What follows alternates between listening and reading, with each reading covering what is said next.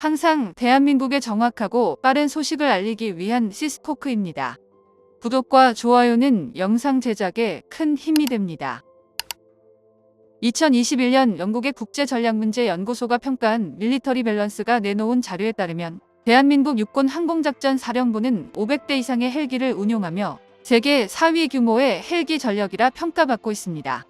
항공작전 사령부가 보유하고 있는 헬기에는 CH-47 치누크, KUH-1 수리온, AH-64 아파치, AH-1SF 코브라 등이 있는데요. 이 주력기동 헬기는 UH-60 블랙호크입니다. 문제는 주력기동 헬기인 블랙호크가 도입된 지 오래되어 노후화가 진행 중이기 때문에 대체 헬기를 모색하고 있는데요. 해외에서 최신 기동 헬기를 수입하거나 우리가 자체적으로 개발하는 등의 두 가지 방안이 거론되고 있는 상황에서 한국에서는 미국이 개발 중인 차세대 기동 헬기와 흡사한 형태의 헬기 개발을 연구 중에 있다는 사실이 드러나 주목을 끌고 있습니다. 오늘은 중동을 비롯해 세계 헬기 시장이 주목하는 대한민국 육군의 새로운 기동 헬기에 대해 알아보겠습니다. 현재 대한민국은 세계 4위 수준의 헬기 전력을 운용하고 있습니다. 주력 기동 헬기는 UH-60 블랙호크인데 블랙호크의 노후화를 피할 수 없어서 카이가 차세대 기동 헬기 XUH 개발을 본격적으로 추진하고 있는데요. XUH는 미국 육군의 미래 장거리 공격 항공기 FLRAA 프로젝트와 유사한 목적을 가지며 국내 연구개발로 세계 최고 수준의 성능을 갖춘 헬기를 확보하는 것을 목표로 합니다. 우리 군이 운영 중인 블랙호크는 구형 모델로 현대 전장에서 요구되는 성능을 충족하지 못하고 있는 상황입니다. 그래서 블랙호크 대체 헬기를 자체 개발할지 외국 기종을 도입할지 결정해야 하는데요. 미국의 V-80 벨러의 도입 결과에 따라 기술 협력이나 도입 방식이 영향을 받을 수 있습니다. V-80 벨러는 로키드 마틴과 벨사가 공동 개발하는데요. 미국은 블랙호크를 대체하기 위한 미래 장거리 강습 항공기 프로젝트도 함께 진행 중입니다. 납품 개시는 2030년대를 목표로 하고 있는데요. V-80 벨러는 차세대 틸트로터 항공기로 수직 이착륙과 고속 비행이 모두 가능합니다. 이착륙 시에는 로터를 수직으로 세워 헬기처럼 수직으로 이착륙할 수 있으며 비행 중에는 로터를 수평으로 눕혀 고속 비행이 가능합니다. 이는 기존 헬기의 제한된 속도와 비행 거리를 극복하고 더 빠르고 멀리 이동할 수 있는 장점을 제공하는데요.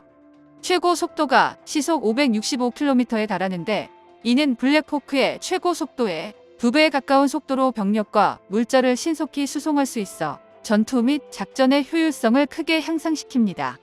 최대 항속거리는 약 3,900km로 블랙호크의 592km에 비해 훨씬 길어졌는데요. 또한 V-80은 최대 14명의 병력이 탑승하고 내부 공간도 커져 더 많은 장비와 물자를 수송할 수 있으며 외부 슬링을 통해 최대 4.5톤의 화물 운반이 가능해 다목적으로 활용될 수 있습니다. V-80 벨러는 V형 꼬리를 적용하여 기동성을 향상시켰으며 탄소 섬유 기반 소재를 대량 사용하여 중량과 가격을 감소시켰는데요. 여기에 디지털 비행 통제 시스템인 플라이 바이 와이어를 3중으로 구축하여 비행 안정성을 높였습니다. V-80 벨러의 엔진은 90도 회전하는 V22 오스프리와 달리 엔진 자체는 고정되어 있고 터보 샤프트 부분만 회전하는데요. 이는 엔진의 배기열이 활주로에 닿는 문제를 해결하고 측면 도어에 방어용 무장을 장착할 수 있도록 합니다.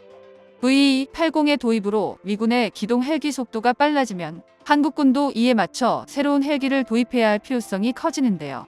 만약 한국이 블랙호크를 대체하는 고성능 헬기를 자체 개발하기로 결정한다면 이는 수리온과 소형 무장 헬기를 뛰어넘는 성능을 목표로 할 수밖에 없습니다. 하지만 미국이 도입하는 V-80 벨러에도 단점은 존재하는데요. V-80 벨러는 넓은 전폭과 높은 전고 때문에 운용에 넓은 주기 공간이 필요합니다.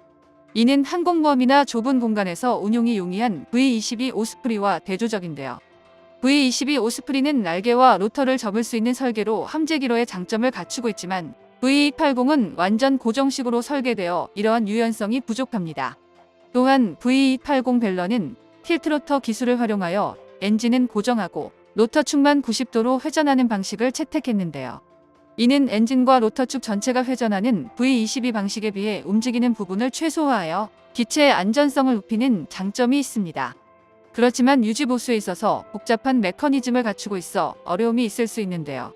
이 밖에도 높은 개발 비용과 상대적으로 낮은 병력 탑재 능력 등의 문제도 가지고 있습니다.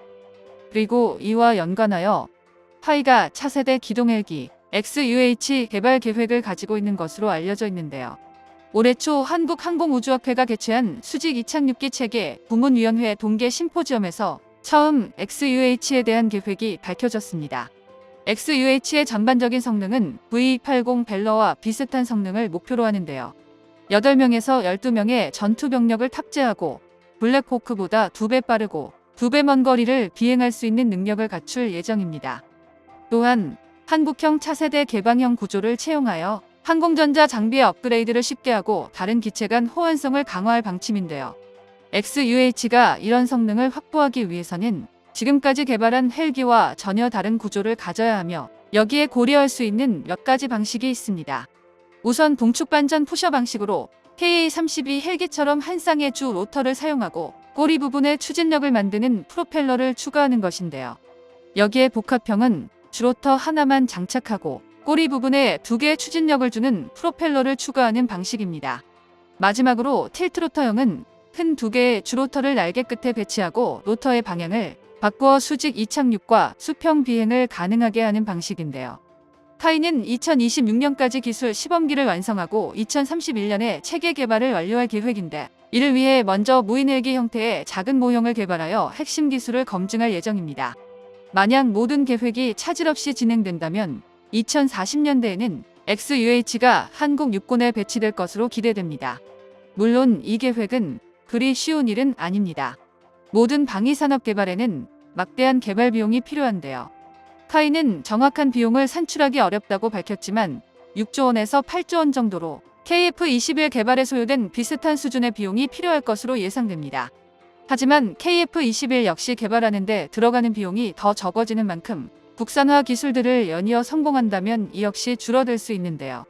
또한 개발 기간 역시 고려하지 않을 수 없습니다. 수리온의 경우 개발 방향성을 정하는 데만 5년이 걸렸고 본격적인 개발이 시작되기까지 13년이 걸렸는데요. XUH는 2031년 개발을 시작하여 2040년에 완료한다는 계획을 가지고 있습니다. 수리온보다도 훨씬 더 빨리 완성된다고 보고 있는데요. 이는 기본적으로 수리온을 비롯해 KF-21까지 국산 전투기와 헬기를 개발한 경험이 밑바탕이 되기에 가능한 일입니다. 물론 기술적 리스크와 논란이 길어지면 개발 착수에 걸리는 기간도 길어지고 이로 인해 개발 일정이 지연될 수 있는데요. 하지만 KF-21의 개발을 따져본다면 개발 기간을 줄이면 줄였지 결코 늘어나지는 않을 것으로 보입니다.